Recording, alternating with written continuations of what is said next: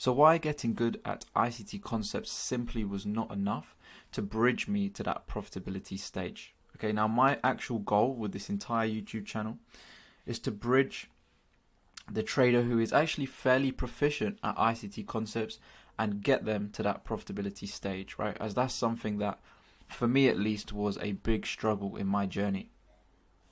I think with ICT, there's a lot of misconceptions. You come into the idea with a bit of an inflated ego, believing that potentially you have the holy grail in trading and that you can basically do no wrong. And it seems to come across that just by focusing on the technicals and getting better at understanding ICT, that you're actually going to reach this profitability stage. And in my personal case, and for a lot of other traders, it's just simply not the route. So let's take a look, right? We're going to be covering 3 points here. First of all is all about the ability or the need for you to structure your technicals.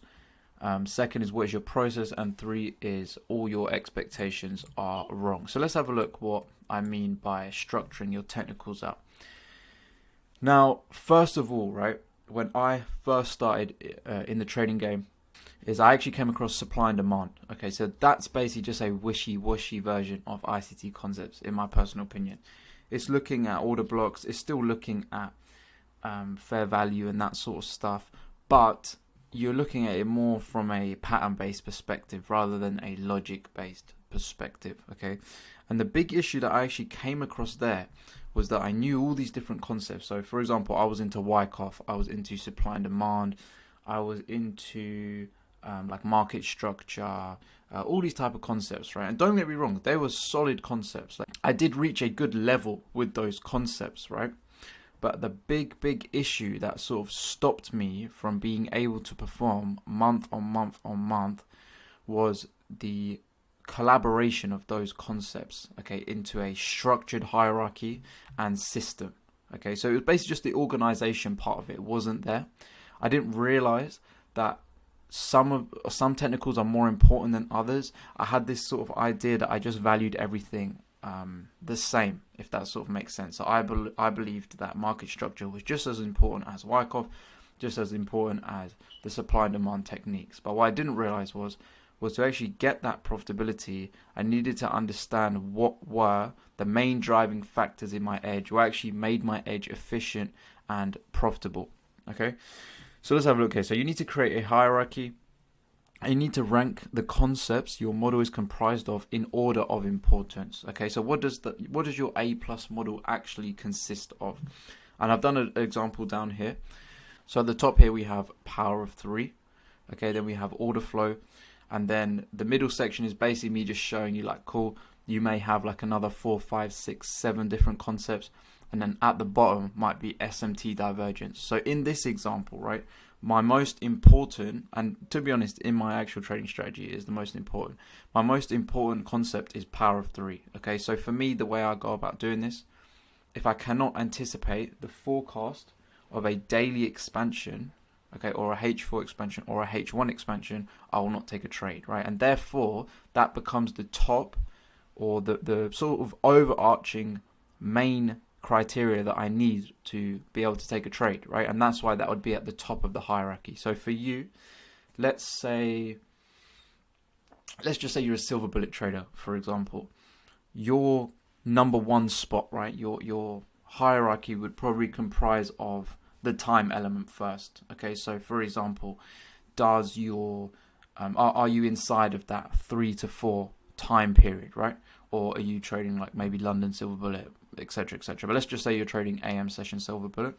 You might say to me, cool, I need to be inside of this time window. So that would be literally the top of your hierarchy, number 1. Okay, then number 2 might be is a liquidity taken in X direction. Okay, then number 3 might be, is my entry model present? And then as a additional confluence, you might add on SMT divergence, for example, which is a great tool. But for me, for example, it's not 100% necessary. I don't need it in my setup for it to be a profitable or A plus setup. Okay, so once you've actually got your concepts, right, from high to low, and I'd actually advise doing this as you watch the video, so follow along, right? So once you've got the concepts that you need, and in this example we've got power of 3, order flow, COT data, IP to data range, higher time frame PD array, liquidity, and SMT divergence. Once we've got that, we then want to list out which ones are actually 100% necessary.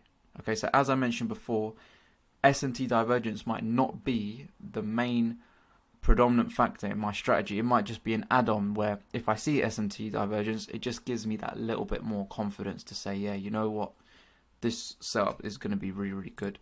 So what you'd want to go and do is, again, just take your set confluences and then go ahead and actually just pick out the ones that are 100% necessary. Okay, and what I would do is take those lists, or sorry, take that list and put that aside. Okay, so you're going to distinguish between your rank of hierarchy, which is number 1, and then inside your rank of hierarchy, you're then going to do which tools or which confluences are the ones that you actually need to take the trade, right? And that is how you'd end up classing your A+ setup. Taking that a step further, what you'd actually want to then go and do is look at all your journal trades, right? And if you're not journaling your trades, then you're crazy, right? You have to be journaling the trades. What you want to go ahead and do, take your trades, look at the ones that actually follow this A+ criteria. So for example, if you've got 10 trades and you notice 8 of the trades don't follow the A+ criteria, then you've obviously got a big problem, right? Now, you might not notice, or you might think that the collection of confluences that you've chosen are the right set of confluences, but a little secret tip that what you can do here is you can look at your last 10 trades, okay, and actually have a look what out of all the confluences that you drew out are present in those 10, or in those, like, let's say 6 winners, for example. So out of the 10 trades you took, 6 are winners, 4 are losers.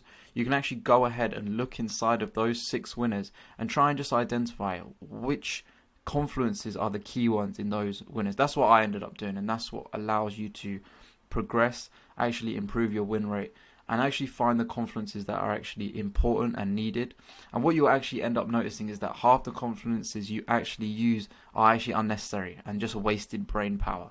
Like, they're nice to know, they're good to be there, but trading we want to keep simple, and we want to just be able to follow a strict model. And with that, you have to then let go of basically garbage and crap.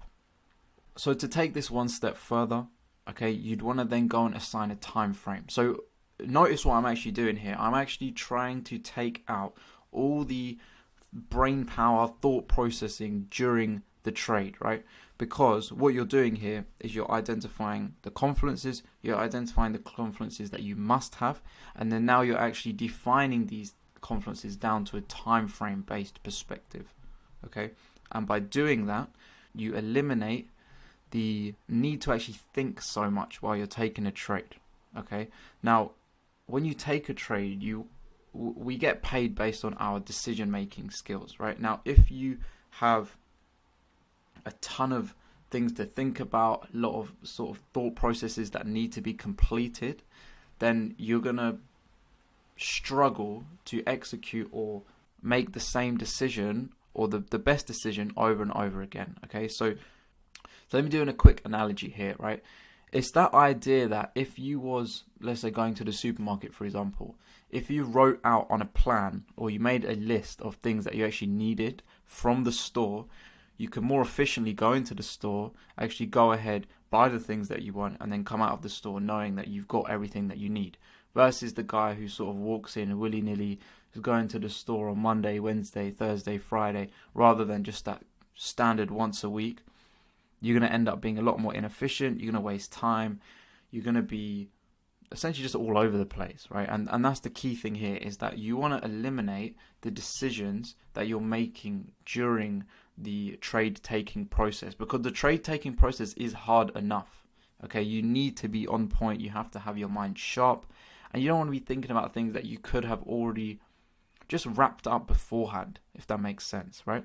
So in this example, I've done power of 3 and I've written that needs to be on the daily time frame, okay? And then order flow might have to be on the H4.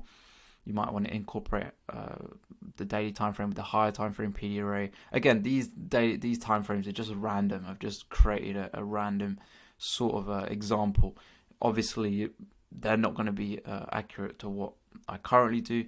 It's just an example. So again, what I would do is go ahead and look at different confluences that are time specific. Some of them aren't going to be time specific. For example, an IP to data range is fixed, right? But you could say, for example, are you going to do 30 day, 60 day, or 90 day? But you will notice that a lot of your other confluences will be time frame or need to have some sort of time frame around them. Now, you might not be able to define the time frame you want immediately, and that's completely fine. And sometimes there might be a time frame range. So for example, with an entry model, you might say to yourself that you want to look for your entry model on the 15-minute or the 5-minute, and that's completely fine. To have a range in which you're looking for the time frames is good. Okay, but if you're going to pick that range, then you obviously need to stick to that range. Okay, let's have a look at what is your process. Okay, so you must have a process that you actually follow day to day, that you're executing on and logging data behind. Okay, so these are the sort of questions that I would use to create your process. So first of all, how do you actually prepare for the markets? Now if you actually think about it, what are the majority of people coming to the market with? They're coming with past emotions from the day before trading. They'll come in with that sort of revenge mentality, hungry mentality, lack mentality, right? So just from a thought perspective alone, how are you coming to the market is number one. But number two, how are you preparing in the market, in that what is your sort of first criteria that is necessary for you to even look at the markets, right? Have you done your weekly preparation? Do you know which potential days are going to be a high probability for you? Have you looked at the economic calendar? Those are the sort of questions you want to ask yourself when you're going through the preparation stage. Then you need to look at what is your trade criteria. Again, we've literally just spoken about that. So for example, are you looking at power 3, order flow, Then you need to understand how do you actually plan on executing your trade after your trade criteria is met. Okay, so what is necessary for you to look at an execution, or when the execution comes into play? And you'll see on the next slide, I do a little flow chart to explain this in further detail. Then you need to consider the trade management. So once you're in the trade, what is your thought process? What are you planning to do? Are you looking to just take 2 hours out of the market and then TP? Are you TPing based on time? Are you, what else could you do? Trade management. Oh yeah, pip determination. So for example, are you just going to execute based on 50 pips, 60 pips, 70 pips? Okay, I personally don't really like that type of strategy, but I mean, some people do that. Then again, exit strategy ties in with the trade management. It's very, very similar. What is your risk strategy? So for example, what's your max daily loss? How much are you risking per position?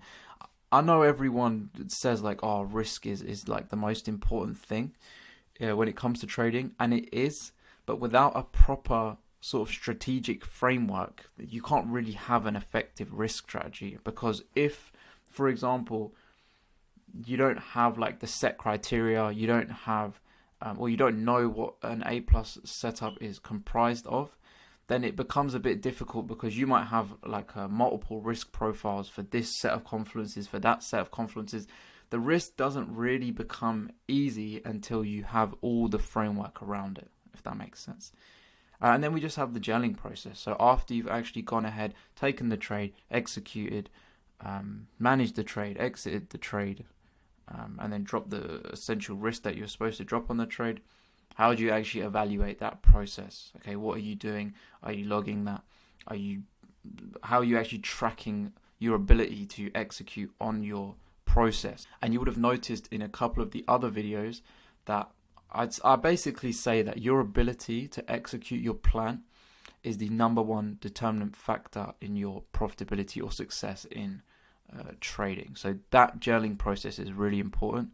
I don't know why there's 3 S's there, but yeah, anyway.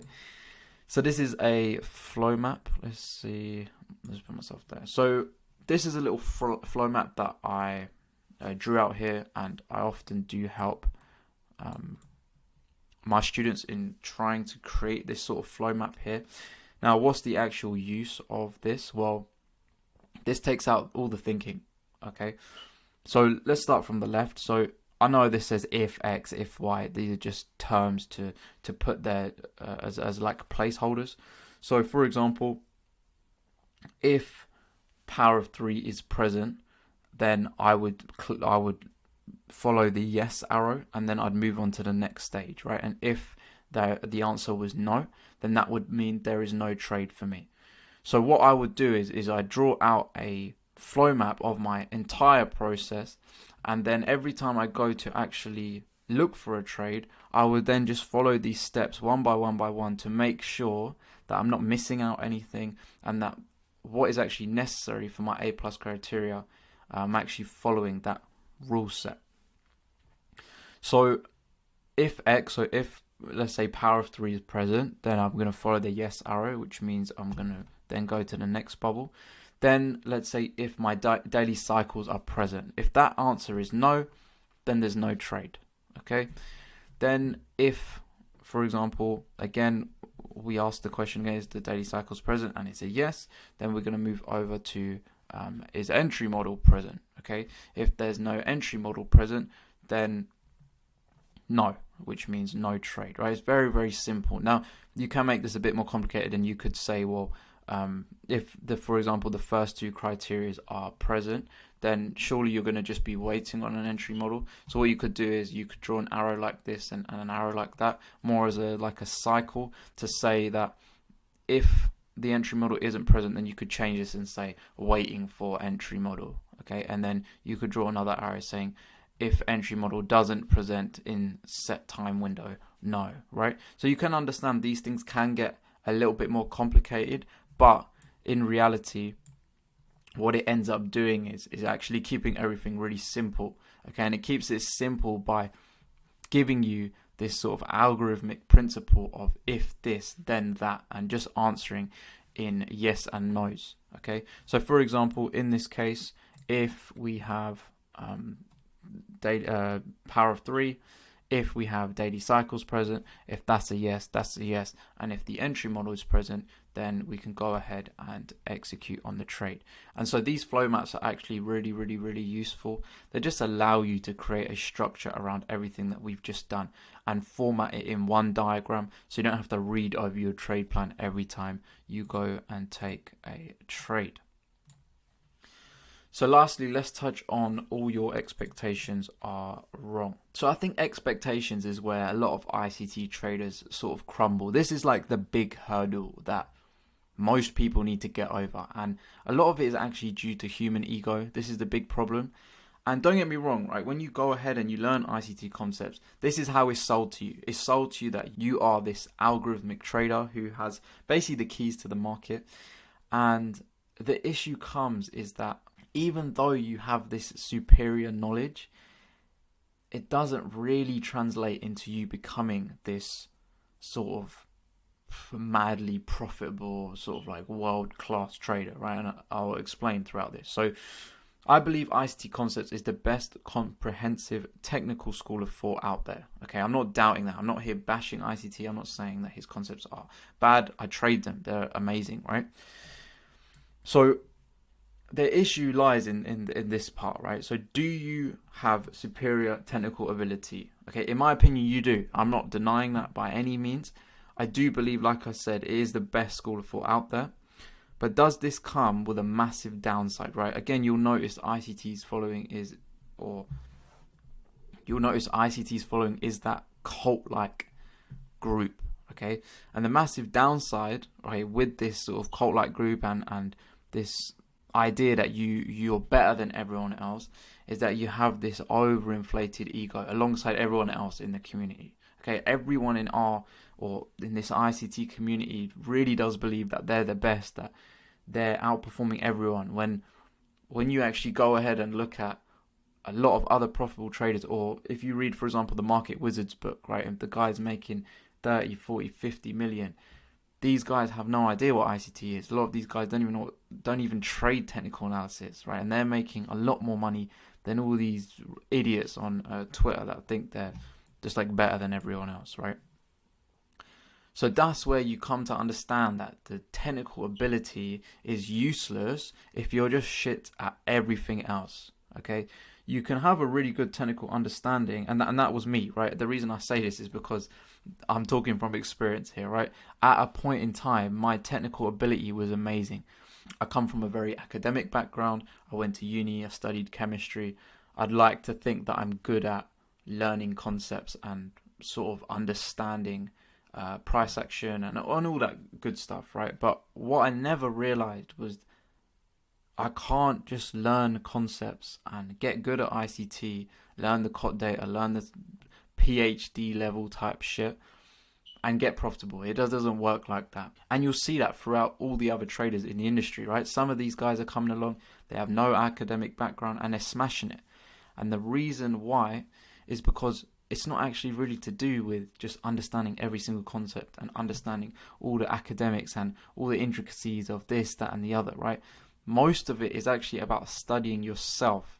And funnily enough, a lot of academics have this issue, okay, where they don't actually have that self-awareness and that ability to actually critique themselves because they potentially might have been really good at school their entire life, or they may have a bit of an inflated ego in terms of thinking like, okay, cool, well, I was good at this at school and now I should be able to come in here, learn all these concepts and be amazing at this skill. But the problem is it's not an academic skill, right? It's not well, just learn this information and be able to recall it on a paper, right? Trading is all about assessing your ability to make decisions. And a lot of that is internal. A lot of that is self-critical thinking, self-analysis. And a lot of people don't actually want to do that. I actually think that is the main reason why most traders aren't successful. It's because they don't want to look at themselves in the mirror and actually judge who they have been and what they have done. Okay, so I'll just read that over again. A good technical ability is useless if you're shit at everything else. Stop watching more videos and start studying yourself. Okay, your main goal, right, as an ICT trader is to actually just identify high probability conditions inside the market and where your model is likely to flourish. From that, you can then make the good decision to actually execute inside that condition, whether you're having a very simple entry model like an OTE or a breaker or whatever. But the main part, and this is what I end up preaching to the people that I'm helping, is that your goal is to just find the good conditions, right? Be patient. Don't fall for this crap online or this Twitter guy saying, oh yeah, 40 weeks in a row, I'm up 10% every week. It's all crap, right?